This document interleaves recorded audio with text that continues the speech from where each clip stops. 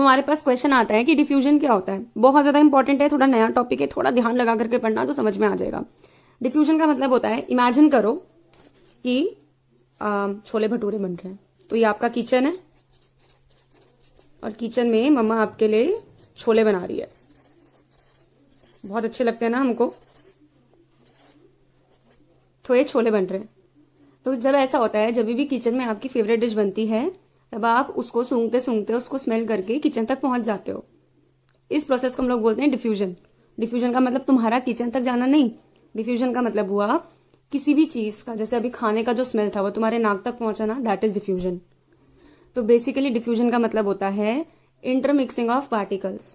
अब जब हम लोग खाना बना रहे थे तो जो खाने की स्मेल थी वो हमारे एटमोस्फेयर में स्प्रेड हो गई थी, फैल गई थी, उसको हम लोग बोलते हैं डिफ्यूजन। आज घर पर एक काम करना, अगरबत्ती जलाना। तुम ये नोटिस करोगे कि जब तुमने अगरबत्ती जलाई तो उसकी जितनी भी वेपर्स थी वो सारी की सारी एटमोस्फेयर में फैलने लग गई, दैट इज डिफ्यूजन। तो किसी भी पार्टिकल का, चाहे वो सॉलिड हो, चाहे लिक्विड हो, चाहे गैस हो, उसका एक दूसरे में मिल जाना, उसको हम लोग बोलते हैं डिफ्यूजन। ठीक है, ये चीज क्लियर हो गई।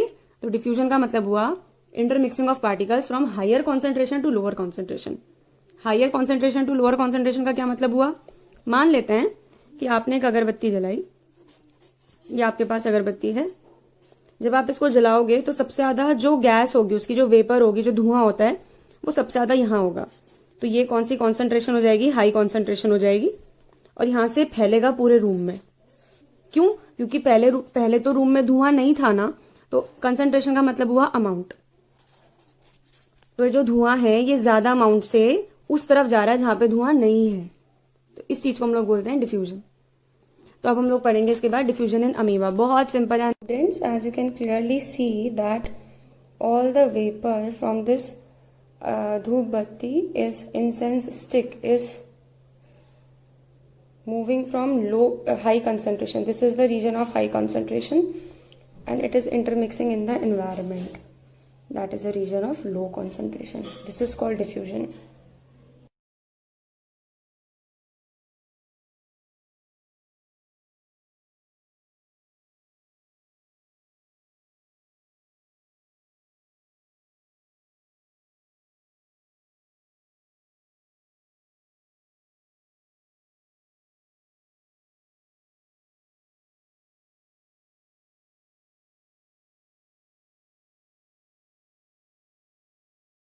That is diffusion in amoeba. अब डिफ्यूजन इन अमीबा क्या होता है, ध्यान से समझो। ये हमारे पास अमीबा है। अमीबा की इरेगुलर शेप है, इसकी बॉडी का कोई पर्टिकुलर अच्छा सा शेप नहीं है। तो अब हुआ क्या है, जो अमीबा है ये पानी के अंदर रहता है। ये पानी है और अमीबा पानी के अंदर रहता है। अब मान लेते हैं ये अमीबा अभी अभी पैदा हुआ है और इसको ऑक्सीजन की जरूरत है। इसका मतलब ये हुआ कि अमीबा की बॉडी के अंदर जो ऑक्सीजन है वो क्या है? कम है। और पानी में उस चीज के कंपैरिजन में ऑक्सीजन क्या है? ज्यादा है। मान लेते हैं कि अमीबा की बॉडी के अंदर सिर्फ 2% ऑक्सीजन बची है और पानी में 20% ऑक्सीजन है। तो पानी ज्यादा कहाँ है? पानी ज्यादा नहीं, ऑक्सीजन ज्यादा कहाँ है? पानी में। और ऑक्सीजन कम कहाँ है? अमीबा की बॉडी के अंदर। तो क्या होगा, जो ऑक्सीजन है वो ज्यादा से कम की तरफ जाएगी, तो ऑक्सीजन पानी से अमीबा की बॉडी के अंदर चली जाएगी। तो इस तरीके से अमीबा को ऑक्सीजन मिल गई सांस लेने के लिए। अब जब अमीबा सांस लेगा, अपना खाना तोड़ेगा, तो कौन सी गैस प्रोड्यूस करेगा? Carbon dioxide. तो मान लेते हैं कि आपका फर्स्ट केस हो गया, केस 1। मान लेते हैं सेकंड केस में अमीबा ने क्या करा, ये हमारे पास अमीबा है, ये इसका न्यूक्लियस हो गया और अमीबा ने जो उसको ऑक्सीजन मिली थी उसको यूटिलाइज करके क्या प्रोड्यूस करा? CO2 प्रोड्यूस करा। अब होता क्या है, जो पानी होता है ना उसमें CO2 ज्यादा नहीं होती। पानी के अंदर जो CO2 होती है इट इज ओनली नियरली 0.2%, बहुत कम होती है। लेकिन अमीबा ने बहुत सारी CO2 प्रोड्यूस करी तो उसके अंदर 80% CO2 थी। अब क्या होगा, यहाँ पर अमीबा की बॉडी के अंदर CO2 का कंटेंट क्या है? ज्यादा है। बाहर CO2 का अमाउंट क्या है? कम है। तो जो CO2 है वो अमीबा की बॉडी से बाहर की तरफ चली जाएगी। तो यहाँ पर क्या हो रहा है, मूवमेंट ऑफ पार्टिकल्स फ्रॉम ज्यादा concentration, from high concentration to कम कंसेंट्रेशन टू लो कंसेंट्रेशन। इस चीज को हम लोग बोलते हैं डिफ्यूजन। और अमीबा में डिफ्यूजन कब होता है? जब अमीबा सांस लेता है, ऑक्सीजन को डिफ्यूज इन करता है, CO2 को डिफ्यूज आउट करता है। आता है हमारे पास ऑस्मोसिस। अब बच्चों याद रखना, जो ऑस्मोसिस और डिफ्यूजन है वो दोनों लगभग एक जैसी चीज है, बस एक छोटा सा डिफरेंस है।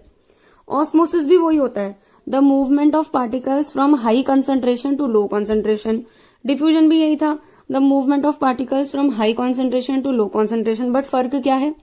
फर्क ये है कि ऑस्मोसिस होता है the movement of particles preferably liquid from a region of high concentration to low concentration through a semi permeable membrane या फिर through a selectively permeable membrane. ये सेलेक्टिवली परमेबल मेम्ब्रेन शब्द यहाँ पर यूज हो रहा है। अब सेलेक्टिवली परमेबल मेम्ब्रेन क्या होती है? आप सबको मैंने एक एक्टिविटी दी थी कि आपको किशमिश को पानी में डुबा करके रखना है या फिर अंगूर को पानी में डुबा करके रखना है। तो वो जो किशमिश की आउटर कवरिंग थी जहां से पानी अंदर जा रहा था या पानी बाहर आ रहा था, उस मेम्ब्रेन को हम लोग बोलेंगे सेमी परमेबल मेम्ब्रेन या फिर सेलेक्टिवली परमेबल मेम्ब्रेन। तो समझते हैं। तो ऑस्मोसिस का मतलब क्या हो गया? मूवमेंट ऑफ लिक्विड ही लिख देते हैं क्योंकि प्रिफरेबली लिक्विड के लिए होता है। Movement of liquid from high concentration मतलब high amount to low amount through a selectively permeable membrane. Selectively permeable membrane के जरिए अगर कोई भी लिक्विड हाई से लो की तरफ जा रहा है, दैट इज कॉल्ड ऑस्मोसिस। इसका बेसिक सा एग्जांपल लेकर के देखते हैं जो आपने एक्टिविटी करी थी कि आपने क्या करा था, एक बीकर लिया था, कटोरी ले ली थी, एक ये दूसरा था। पहले वाले में आपने पानी रखा और दूसरे वाले में आपने सॉल्ट और वाटर रखा। सॉल्ट खूब सारा डाल दिया और यहाँ पर दोनों में किशमिश डाल दी। अभी जो किशमिश की आउटर कवरिंग है that is your selectively permeable membrane. SPM लिख देती हूं मैं, that is also selectively permeable membrane. अब होगा क्या, जब आपने इसको 8-10 घंटे तक या फिर 6-7 घंटे तक भिगा करके देखा तो आपने क्या नोटिस करा? ये बीकर ए है जिसमें हमारे पास वाटर है और ये बीकर बी है जिसमें हमारे पास सॉल्ट वाटर है। सॉल्ट थोड़ा ज्यादा डालना तभी अच्छे से हो जाती है प्रोसेस। तो हमने ये नोटिस करा कि जो बीकर ए था इसमें जो किशमिश थी वो बहुत मोटी हो गई थी, स्वेल हो गई थी, और दूसरे वाले में जो किशमिश थी वो पिलपिली हो गई थी, थोड़ी सी श्रिंक हो गई थी। अब ऐसा क्यों हुआ होगा इसको समझते हैं। तो हुआ क्या था, अब थोड़ा सा दिमाग लगाना है। किशमिश के अंदर भी थोड़ा बहुत पानी होगा, पहले से ही हर चीज में पानी होता है थोड़ा बहुत। तो किशमिश के अंदर जो पानी था, जो वाटर की क्वांटिटी थी वो क्या थी, कम थी, और बाहर तो पूरा का पूरा कटोरी पानी से भरा हुआ था, बाहर वाटर की क्वांटिटी थी ज्यादा। तो ऑस्मोसिस के डेफिनेशन के according the water, the pani will move from high concentration to low concentration. तो जो पानी है वो कहां से कहां जाएगा, वो बीकर से जाएगा किशमिश के अंदर, इसीलिए किशमिश सूज गई, उसमें पानी भर गया। इस प्रोसेस को हम लोग बोलते हैं एंडोस्मोसिस। एंडोस्मोसिस का मतलब हुआ द मूवमेंट ऑफ लिक्विड और वाटर इनसाइड द सेल, उसको हम लोग बोलते हैं एंडोस्मोसिस। सेकेंड वाले केस में क्या हुआ, सेकेंड वाले केस में किशमिश के अंदर पानी तो था, भले ही कम था, लेकिन उसके आसपास नमक होने की वजह से उसको ऐसा लगा कि अरे बाहर तो नमक ही नमक है, बाहर तो पानी है ही नहीं। तो एज ए रिजल्ट किशमिश क्या करेगी, अपना सारा पानी बाहर फेंक देगी। इस प्रोसेस को हम लोग बोलते हैं एक्सोस्मोसिस। तो अगर सेल के अंदर पानी जा रहा है दैट इज कॉल्ड एंडोस्मोसिस, और अगर सेल से बाहर पानी जा रहा है that is called exosmosis. Solutions, तो बेसिकली हमारे पास 3 टाइप के सॉल्यूशंस होते हैं। एक होता है हमारे पास हाइपोटोनिक सॉल्यूशन, एक होता है हमारे पास हाइपरटोनिक सॉल्यूशन, और नेक्स्ट आता है हमारे पास आइसोटोनिक सॉल्यूशन।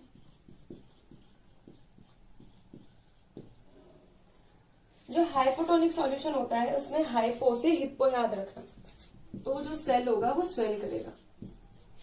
हाइपरटोनिक सॉल्यूशन में सेल श्रिंक करेगा, और आइसोटोनिक में सेल पे नो चेंज आएगा, कोई चेंज नहीं आएगा। अब आप सोच रहे होंगे ये कैसे पता चला हमें, तो उसके लिए हमारे पास एक एक्टिविटी है। हम लोग 3 बीकर्स ले लेंगे, बीकर ए, और ये हमारे पास बीकर बी, और ये हमारे पास बीकर सी। ये हमारे पास 3 बीकर हैं। पहले वाले बीकर में हमने नॉर्मल वाटर लिया है, नॉर्मल जो टैप वाटर होता है वो है।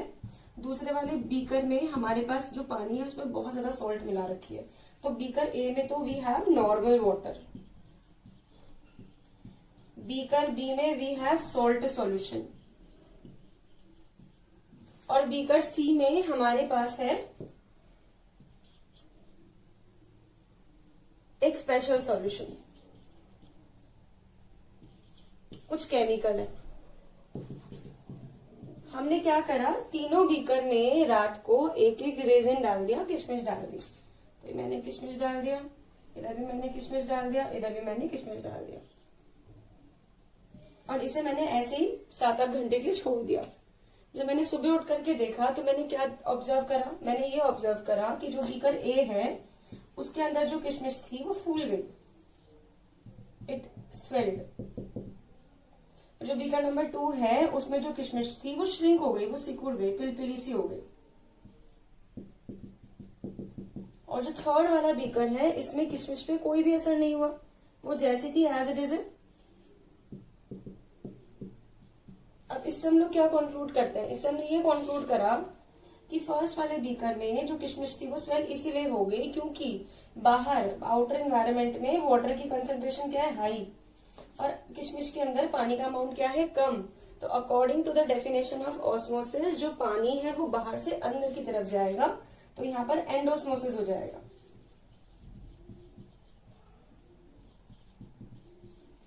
उसी तरह से हमने ये देखा कि जो सेकंड वाला बीकर था उसमें जो किशमिश थी वो श्रिंक हो गई थी। अब वो श्रिंक क्यों हो गई होगी, क्योंकि किशमिश ने ये सोचा होगा कि मेरे अंदर तो पानी ज्यादा है लेकिन आउटर एनवायरनमेंट में पानी कम है, नमक ज्यादा है वहां पर। तो किशमिश इतनी अच्छी निकली कि उसने अपना सारा का सारा पानी बाहर फेंक दिया कि लो मैं तुम्हें पानी दे देती हूँ। तो उसका मतलब यहाँ पर कौन सी प्रोसेस हो रही है, एक्सोस्मोसिस हो रहा है। और थर्ड बीकर में क्या हुआ, थर्ड बीकर में हुआ किशमिश के अंदर मान लेते हैं 2% पानी था, तो बाहर भी जो हमारे पास एक स्पेशल सॉल्यूशन था उसमें भी 2% पानी था। तो अंदर जितना पानी बाहर उतना ही पानी है, दोनों में सेम पानी है, तो ना कहीं ज्यादा हो रहा है ना कहीं कम हो रहा है। तो यहाँ पर पानी का ट्रांसपोर्ट ना बाहर से अंदर की तरफ होगा ना अंदर से बाहर की तरफ होगा। तो ना यहाँ पर एक्सोस्मोसिस हुआ ना यहाँ पर एंडोस्मोसिस हुआ, यहाँ पर ऐसी कोई प्रोसेस नहीं हुई, इसलिए we have not seen any sort of change here. तो आई होप आपको तीनों टाइप के सॉल्यूशंस क्लियर हो गए होंगे और एंडोस्मोसिस और एक्सोस्मोसिस भी आपको क्लियर हो गया होगा। हम लोगों ने ऑस्मोसिस पढ़ लिया, टाइप्स ऑफ सॉल्यूशंस पढ़ लिए, एंडोस्मोसिस और एक्सोस्मोसिस पढ़ लिया। अब जो हम टॉपिक पढ़ेंगे that is osmotic pressure. Osmotic pressure, अब बिल्कुल ध्यान से समझना ऑस्मोटिक प्रेशर क्या होता है। मान लेते हैं हमारे पास यहाँ पर 2 कंटेनर है, ये एक कंटेनर और ये हमारे पास दूसरा कंटेनर, ठीक है। ये हमारे पास 2 कंटेनर हैं और इन कंटेनर के ऊपर हमने पिस्टन लगा रखी है, पिस्टन 1 और ये हो गया आपका पिस्टन 2, ठीक। इस कंटेनर के अंदर भरा हुआ है हमने सॉल्यूशन। सॉल्यूशन भरा हुआ है, सॉल्यूशन में सॉल्वेंट भी होगा और सॉल्यूट भी होगा। मान लेते हैं कि इसमें जो सॉल्वेंट है वो है वाटर और जो सॉल्यूट है वो है सॉल्ट, ऐसे ही सोच लो। और वाटर यहाँ पर है 90 ग्राम और सॉल्ट है यहाँ पर 10 ग्राम, ठीक है, कोई परेशानी इसमें। यहाँ पर एक सेमी परमेबल मेम्ब्रेन है। सेमी परमेबल मेम्ब्रेन क्या होती है, जो कि कुछ ही पार्टिकल्स को it allows the entry and exit of only selected particles. और यहाँ पर प्योर सॉल्वेंट है। प्योर सॉल्वेंट कौन है यहाँ पर, वाटर, प्योर वाटर है, ठीक है। अब ऑस्मोसिस की डेफिनेशन क्या होती है, ऑस्मोसिस और प्योर वाटर है, तो मान लेते हैं जो यहाँ पर प्योर वाटर है वो है 100 ग्राम, ठीक है। तो according to the definition of osmosis, osmosis क्या होता है, the movement of particle from a region of higher concentration to a lower concentration through a selectively permeable membrane, इसको हम लोग बोलते हैं ऑस्मोसिस। अगर मैं यहाँ पर इस केस को देखूँ, ये जो यहाँ पर केस बना हुआ है, तो इसमें जो प्योर वाटर है वो है 100 ग्राम, इधर जो वाटर का अमाउंट है वो है 90 ग्राम। तो हायर कॉन्सेंट्रेशन हो गया इस वाले कंटेनर में, लोअर कॉन्सेंट्रेशन ऑफ वाटर हो गया इस वाले कंटेनर में, तो पानी यहाँ से यहाँ पे जाएगा। तो यहाँ पर ऑस्मोसिस की डेफिनेशन बन जाएगी, the movement of solvent particle towards the solution through a semi permeable membrane is called, through a selectively permeable membrane is called osmosis, ठीक है। अब होगा क्या, होगा ये कि जो पानी है ये सेलेक्टिवली परमेबल मेम्ब्रेन के थ्रू अंदर अंदर जाता रहेगा, जाता जा रहा है, जाता जा रहा है, जाता जा रहा है, जाता जा रहा है, जाता जा रहा है। अब वो जो सॉल्यूशन है ना वो इतना ज़्यादा पानी नहीं झेल सकता, तो होगा क्या, यहाँ पे जो पिस्टन लगा रखे है वो ऊपर ऊपर ऊपर ऊपर आती रहेगी, मतलब इसके अंदर पानी बढ़ता जा रहा है। तो क्या हो रहा है कि इस सॉल्यूशन के अंदर बहुत ज़्यादा पानी जाता जा रहा है, जाता जा रहा है, जाता जा रहा है। मेरे को इतना ज़्यादा पानी नहीं चाहिए सॉल्यूशन के अंदर, तो मैं इस पिस्टन को क्या करूँगी, नीचे करूँगी और जितना भी पानी एक्स्ट्रा गया है वो वापस आ जाएगा। ठीक है, वापस आएगा नहीं, अभी मैं रोक रही हूँ उस चीज़ को। तो that is your osmotic pressure.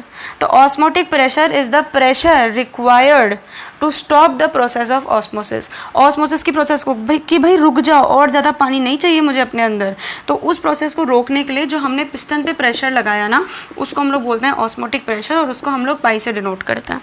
ठीक है, ये हो गया आपका ऑस्मोटिक प्रेशर। और जब हम लोग बहुत ज़्यादा प्रेशर लगाएंगे तो जो यहाँ पर पानी पहले से पड़ा हुआ था वो बाहर निकलने लग जाएगा, मतलब वो वापस इधर आने लग जाएगा। मतलब ये जो 90 ग्राम वाटर है वो भी इस तरफ आने लग जाएगा एक्स्ट्रा प्रेशर लगाने की वजह से। इसको हम लोग बोलते हैं रिवर्स ऑस्मोसिस।